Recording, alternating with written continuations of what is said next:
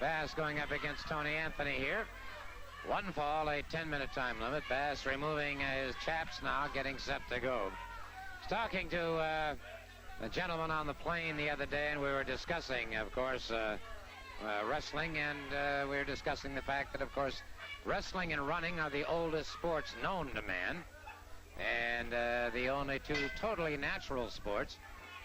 And, of course, I think that's what gives it its added dimension. Beautiful arm drag by Tony Anthony. Anthony catches Ron Bass coming in again. And Mr. Bass, who is undefeated thus far, if he underestimated this man, he's obviously made a serious mistake. Fans thinking on this young man's part, like you were saying, look at this man. He's got the upper hand immediately. The first one's got the upper hand is the one who's going to control the match. Great thinking. It's like we've been discussing. Obviously, they've been listening to us, Mr. Soley, haven't they, been? I think it's great tactics. No, Chris Bass misses, and it is Anthony picking him up. A full slam. Anthony moves in again. A hip lock takedown on Bass brings Bass back down to the canvas. Just the feat of lifting Bass off his feet is incredible for this man to do. Bass is 280 pounds and strong as a bull. I just think it's fantastic. These guys are learning, aren't they, Mr. Soley? They are indeed, and it is a side headlock again by Tony Anthony on Ron Bass. Bass back to his feet.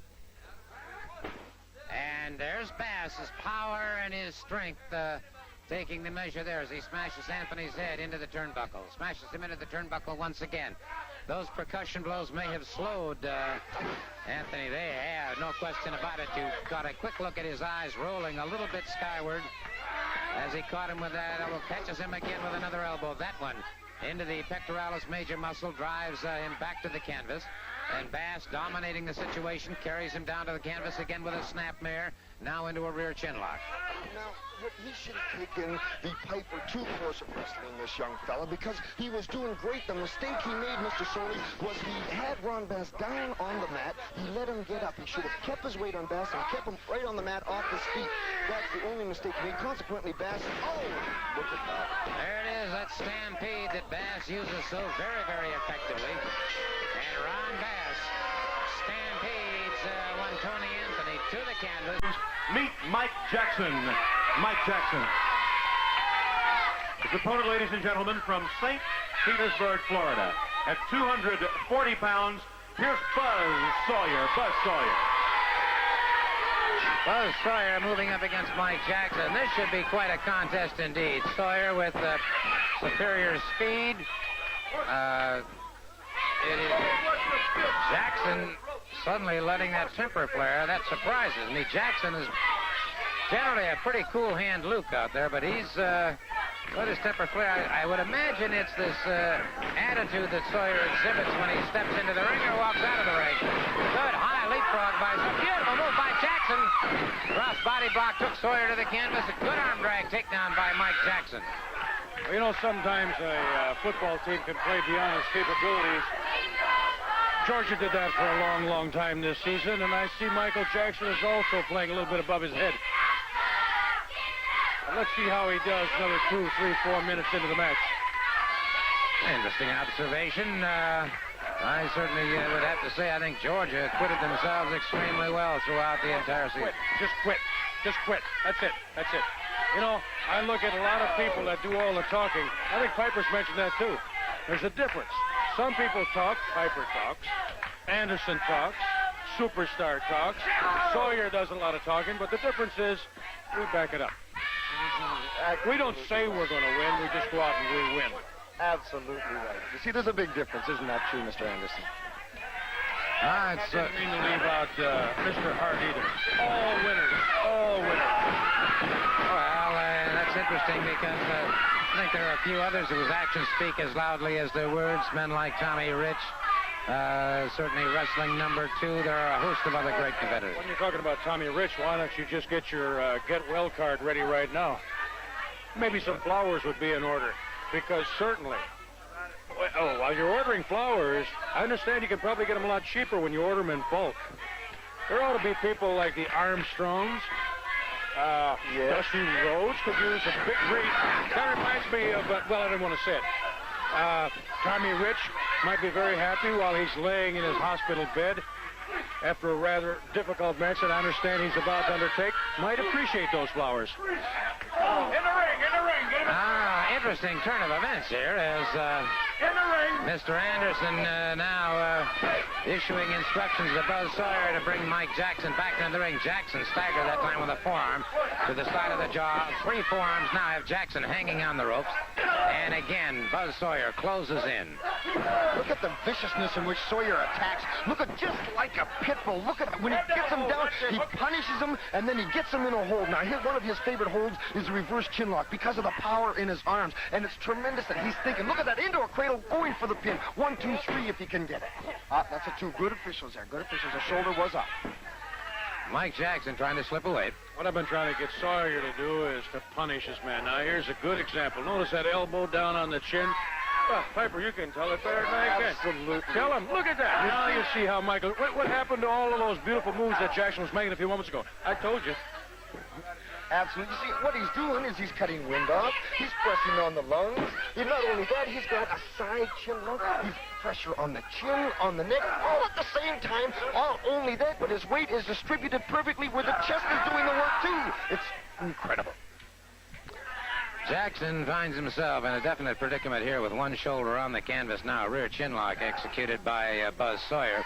The referee moving in, making sure that that is not a chokehold. And it is Jackson now moving back toward his feet once again as Sawyer tries again. And Jackson now drives an elbow to the midsection. Breaks free, comes off. Caught that time with a knee to the midsection.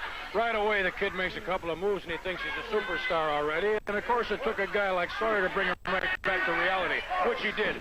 Now to rub his face in the mat. So come on, stop him! Stop him! And Jackson now explodes to the face lock, brings Jackson back to the canvas.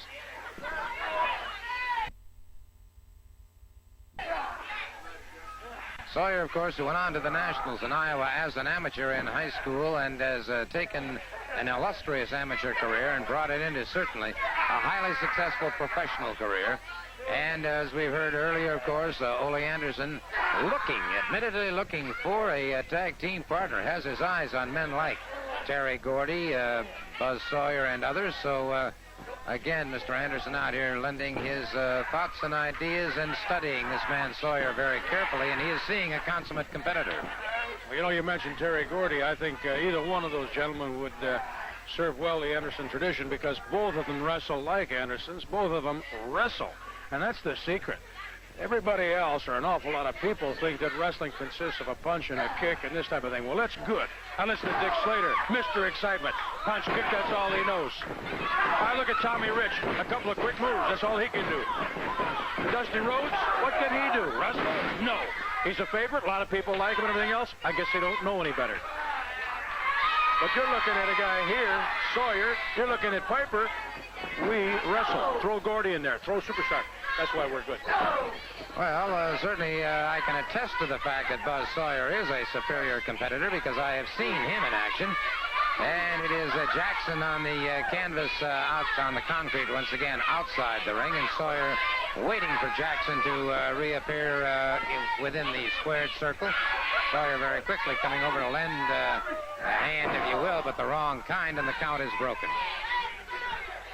See, Sawyer is doing the right thing. That's Anderson training there is what it is. He is not giving him a chance to walk around the ring like some people do and catch his breath. He's going right after him before he has a chance to get in the ring, before he has a chance to think. Consequently, he's got absolute control, which is fantastic. If you can get absolute control of Jackson, Mr. Sawyer, you know you're doing something, don't you? Certainly no question about that, and is Jackson now with a side headlock. Sawyer fires him off the ropes. Both men coming off the ropes now, and it is Sawyer caught him, power slammed him, well executed. Bulldog the head and the legs, and tied him in very well. We can see Bob and Brad Armstrong. Rod? I must say, it's a pleasure to be with you gentlemen again, the National Tag Team Champions, and I hear now all kinds of things have happened for you gentlemen. One, you have gone out and bought yourself a nice brand new Corvette to date a few ladies. Is this the case? exactly right, Mr. Piper. You know, I'm very fortunate to have a car like that, and Dad and myself are also very fortunate to be those national tag team champions, and we hope to hang on to them for all. And you went and you bought yourself a nice $20,000 car and spend all that money. Does it bother you at all that possibly with lack of management, you know, there's a lot of fighters like yourself who go out and make a name for themselves and make a lot of money and then all of a sudden just go and blow it, and maybe from lack of direction from your dad or lack of direction from some kind of manager, you're going to spend all your money and end up one of those broken old fighters. You know, it's an interesting question at someone of your young age. Well, Mr. Piper, you know, you learn by your mistakes. Yes, but maybe if you make those mistakes, possibly you won't have a chance to correct them. If you go and spend all that money, you may not, maybe you get hurt or something, you've got nothing, you go out and buy yourself a $20,000 car. What do you do? Is it lack of direction? Is that what the problem is? Of course, is it lack of direction? No, Mr. Armstrong, is it lack of direction on your part to your son not to save his money instead of going and blowing it on a Corvette, taking out young ladies? Well, let me say this. I believe, Mr. Piper, that every man must do what he thinks is right. Now, if I was 19 years old and I had won that much money, a Corvette would be the first thing I bought because I've always wanted one. I think that everybody must make his own decisions. Okay, that's very good. But I'd like to ask you, seeing that you seem to be speaking up here and saying, I'd like to say something about Mr. Kabuki now.